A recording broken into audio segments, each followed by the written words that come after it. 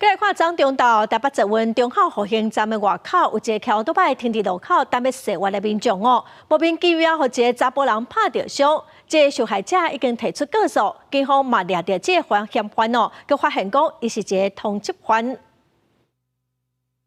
起诉停伫倒外等待区，穿阿衫的查甫人就前突然一直骂，后一秒佮出手直接摸落去攻击，起诉将人杀开，双方爆发激烈的纠缠。要毋过查甫人情绪愈激动，就算无佮动手，煞一直叫垃圾鬼啊！他走过来的时候，想说他要打我，结果他是绕过去，然后打他，往他安全帽就是拍下去，还挑衅他说什么“帮你报警啊，你就是欠打啦”，他说打你还要挑时间之类的话。看到冲突的场面边啊，等待的起诉也是心惊胆吓，加剧影响。案发伫台北市大安区13中到12点外，起诉伫这份中校复兴站外的路口大转，无警和查甫人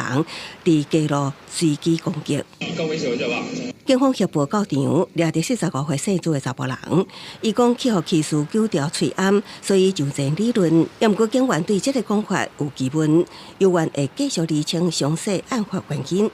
起诉的阿妈棍以下有伤，已经提告伤害罪嫌。45岁的朱姓男子为台北地院所发布的伤害通缉犯，令报案人亦针对该犯嫌徒手挥击致伤的部分提出伤害告诉。经过身份查证，警方佫发现涉案的查甫人早犯通缉在案，也是涉及伤害，即马佫犯以上地检署侦办。公视新闻采访报道。